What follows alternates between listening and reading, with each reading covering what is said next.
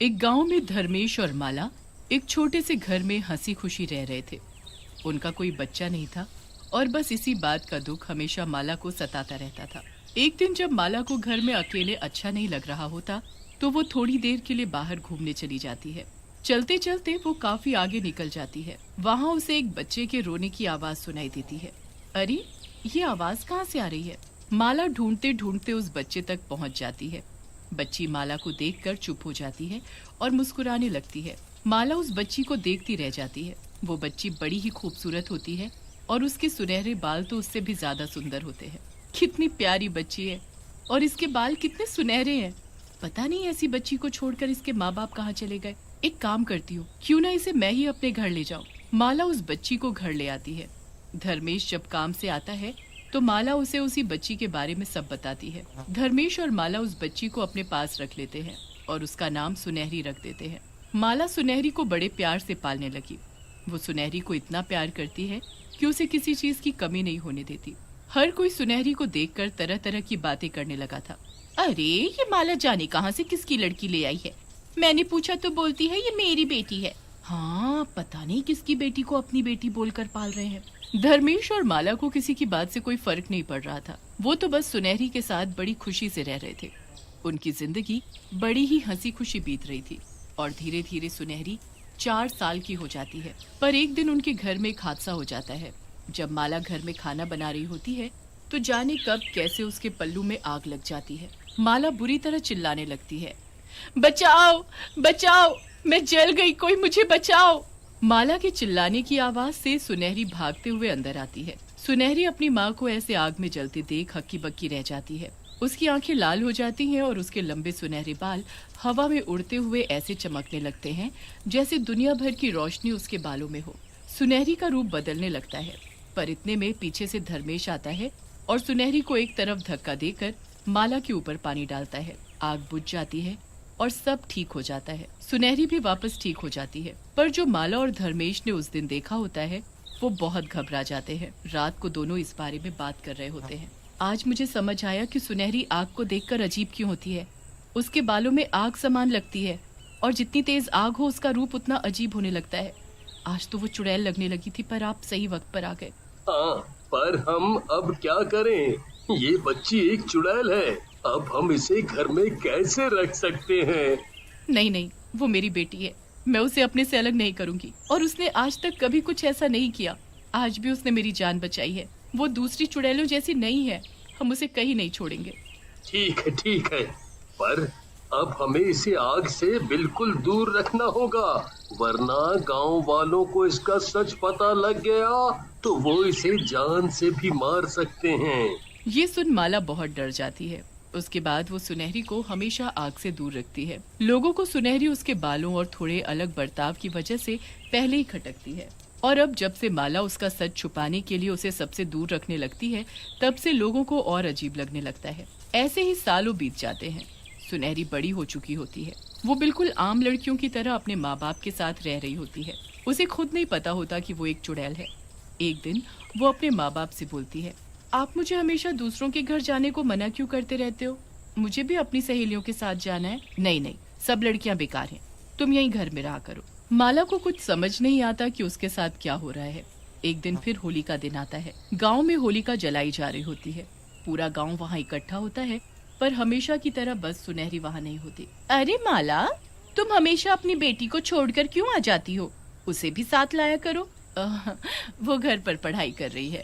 माला घर पर अकेली होती है, पर पीछे से उसकी सहेलियां उसे लेने आ जाती हैं। माला उनको जाने से मना करती है, पर उसकी सहेलियां नहीं मानती।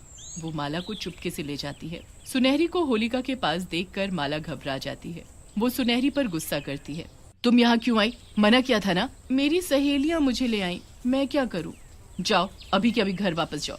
माला सुनहरी को जाने को बोल ही रही होती है कि सुनहरी की नजर तेज जलती हुई होलिका पर पड़ जाती है। सुनहरी उस आग को देखकर वहीं के वहीं खड़ी रह जाती। उसकी आंखें लाल और उसके बाल चारों तरफ लहराने लगते हैं और सुनहरी एक चुड़ैल का रूप ले लेती है। गांव वाले उसे देख चिल्लाने लगते हैं और इधर उधर भागने लगते हैं। कुछ ही देर में सारी आग सुनहरी के बालों में समा जाती है और सुनहरी को पता चल जाता है कि वो आम लड़की नहीं बल्कि एक चुड़ैल है। अरे इन लोगों ने तो अपने घर में एक चुड़ैल को पाल रखा है। तभी अपनी लड़की को छुपा कर रखती थी। अब समझ आई सारी बात। अब हम इस चुड़ैल को यहाँ नहीं रहने देंगे, हमें इसे खत्म करना होगा। नहीं नहीं, ऐसा मत बोलो, ये मेरी बेटी है, इसने कभी किसी का नुकसान नहीं किया। ये तो बस आग को देखकर ऐसी हो जाती है और इसके बाल इसलिए ही आग की तरह सुनहरे हैं। अरे चुड़ैल तो चुड़ैल होती है, हम इसे यहाँ नहीं रख सकते। मैं एक चुड़ैल हूँ? क्या सच में माँ मैं एक चुड़ैल हूँ? मैं आप लोगों जैसी नहीं हूँ। मेरी बच्ची, तुम हमारी बेटी हो बस, चाहे कोई कुछ भी कहे।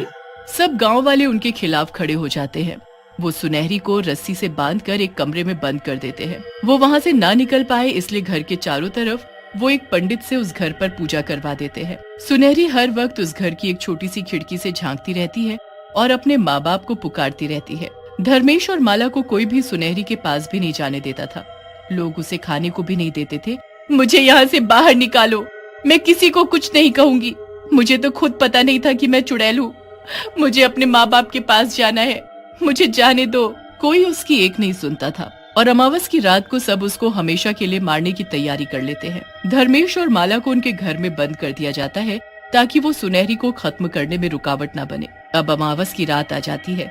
सब गांव वाले इकट्ठे होकर सुनहरी को खत्म करने के लिए आ जाते हैं। वहाँ एक तांत्रिक भी आ जाता है जो अपने मंत्र पढ़ना शुरू कर देता है। नहीं नहीं, मुझे मत मारो, मुझे छोड़ दो, मुझे अपने माँ बाबूजी से मिलने दो। कोई सुनहरी की बात नहीं सुनता। तांत्रिक अपना आखिरी मंत्र सुनहरी को खत्म करने के लिए बोल ही रहा होता है कि इतने में एक आदमी चिल्लाता हुआ आता है। अरे जल्दी चलो, गांव में आग लग गई है। आग? कैसे? पास के जंगल से आग फैलती हुई यहाँ हमारे गांव तक आ गई है। सारी फसलें जल रही हैं और सबके घर भी। जल्दी चलो वरना सब बर्बाद हो जाएगा। सारे गांव वाले उस चुड़ैल को वहीं उस घर में बंद छोड़कर आग बुझाने भागते हैं। मुझे बाहर निकालो, इस आग को मैं ही बुझा सकती हूँ और कोई नहीं। कोई उसकी बात नहीं सुनता। बस सब लोग पानी ला ला कर आग बुझाने की कोशिश में लग जाते हैं। आग पूरे गांव में फैल जाती है। उसे बुझाना नामुमकिन होता है। कोई कुछ नहीं कर पा रहा होता। फिर एक छोटा बच्चा सुनहरी को खिड़की से पुकारते देखता है। सुनहरी दीदी, मैं आपको यहाँ से निकालूंगा, चाहे आपको सब लोग कुछ भी बोले, पर आप मेरे लिए वही सुनहरी दीदी हो जो मुझे रोज चीज देती थी। जल्दी करो छोटू, जल्दी बाहर निकालो मुझे। वो बच्चा बिना डरे चुड़ैल को आजाद कर देता है। चुड़ैल भागती है और गांव के बीच खड़ी हो जाती है। उसका भयानक रूप और भयानक हो जाता है। उसके बाल चारों तरफ फैल जाते हैं और गांव की आग को खुद में समाने लगते हैं। धीरे धीरे सारी आग बुझने लगती है और सुनहरी के बाल और तेज चमकने लगते हैं। सुनहरी पूरे गांव की आग बुझा देती है और सबको बचा लेती है। इतने में धर्मेश और माला भी वहां आ जाते हैं। तुमने हमें बचा लिया, वरना सब बर्बाद हो जाता। तुम्हारा हम पर बहुत बड़ा एहसान है, पर तुम यहाँ की नहीं हो। तुम्हें हम सबकी भलाई के लिए यहाँ से जाना ही होगा। ठीक है, मैं किसी को तकलीफ नहीं देना चाहती, इसलिए मैं यहाँ से चली जाऊंगी जहाँ से आई हूँ।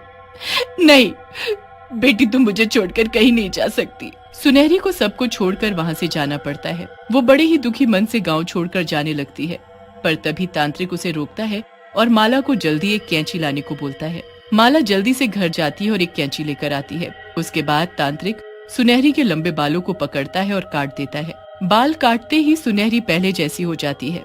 उसके कटे हुए बाल अपने आप जलकर राख हो जाते हैं और उसके सुनहरे बाल बिल्कुल काले हो जाते हैं। अब ये कोई चुड़ैल नहीं रही, अब ये हमारे जैसी हो गई है। सुनहरी और उसके माँ बाप को इस बात की बड़ी खुशी होती है। अब सुनहरी आम लड़कियों की तरह सबके साथ रहने लगती है।